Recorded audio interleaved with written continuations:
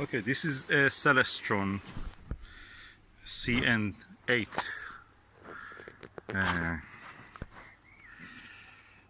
F5 telescope, and now we are in allotment and you can see the moon, and this is the first time actually I'm looking through an 8-inch telescope, so let's go and see what we can find.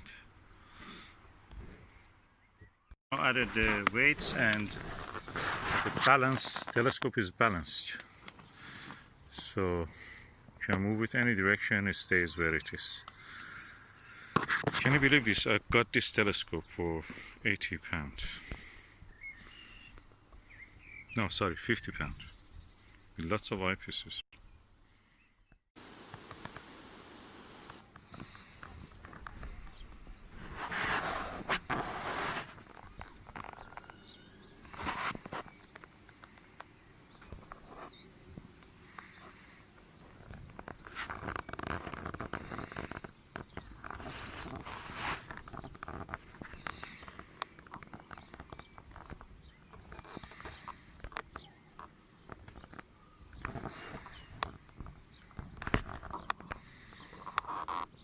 The picture quality is amazing. The camera cannot show it really. Oh, I never saw through a 8-inch telescope. This is the first time I'm seeing. And I just want to show you how actually my setup is. The mirror, I want to show you the mirror. It's covered in muck and cobweb.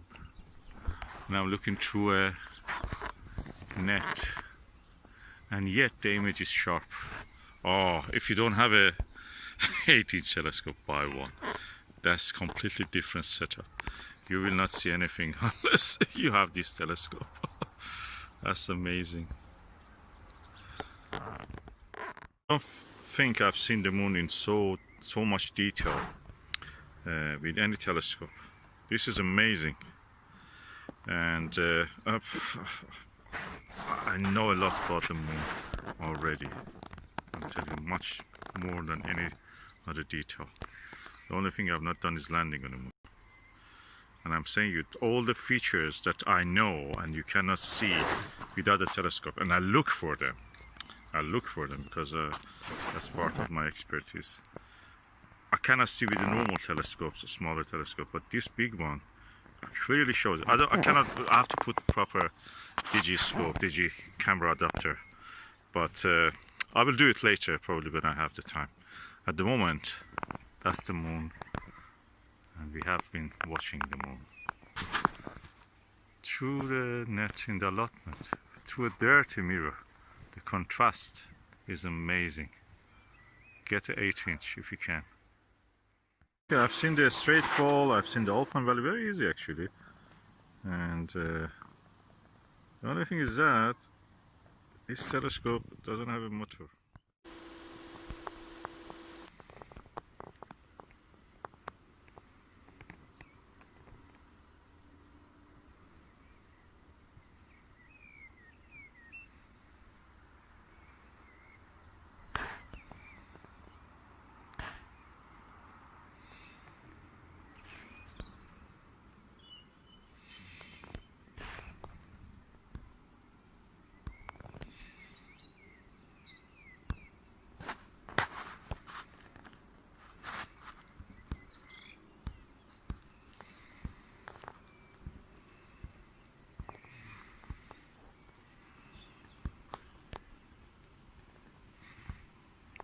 What you see near the left of the center, a little crater, that is actually the igneous real end crater or mid crater. It's amazing. You see so many lava flows. This area, which is darker and near the lower left center, it's very rugged, some part of it. I try to put an arrow in it if I can when I'm editing the video, but I may not.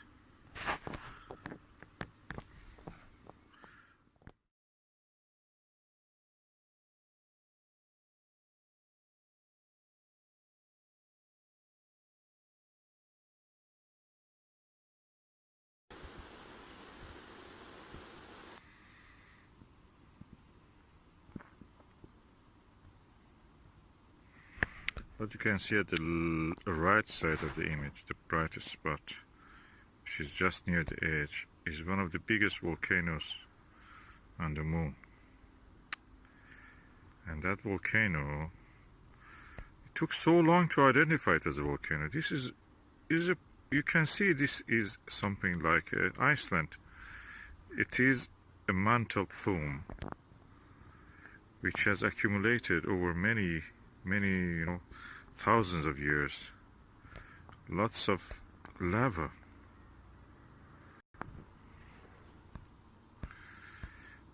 What you see here is Herodotus crater. Then that curly line is called Cobra's head, is actually a lava tube. And the bright crater was, I think, Eratosthenes. Oh, Aristarchus. Yeah, Aristarchus, I think. Yeah, that was it. It took so many years to identify it. I look with a geologist's eye to this lunar landscape, and everywhere I see that craters are superficial features, and I see everywhere the effects of volcanism.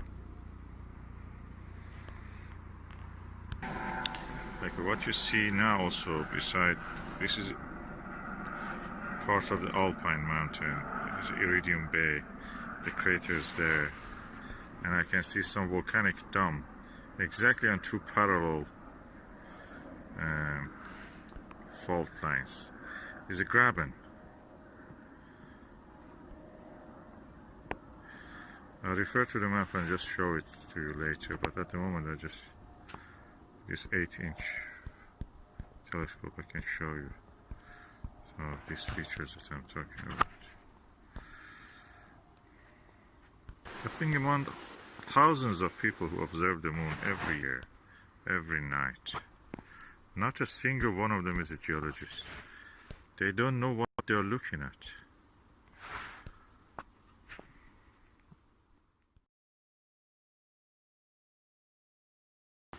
I like to compare that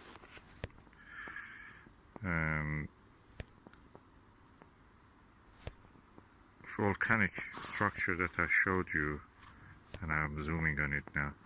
Compare it to Olympus, Mons Olympus on the Mars. A complete volcanic dome, volcanic shield.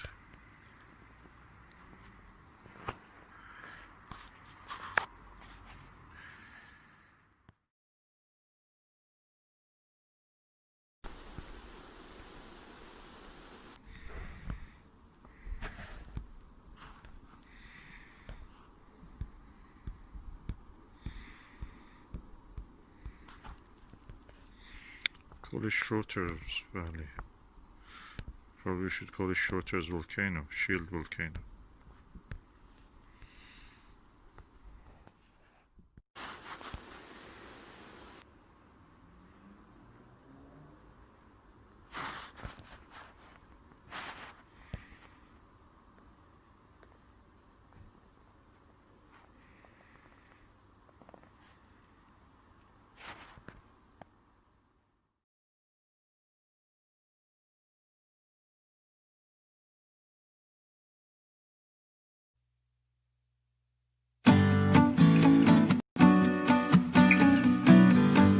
Okay, now I have modified my Meet ETX 125 to accept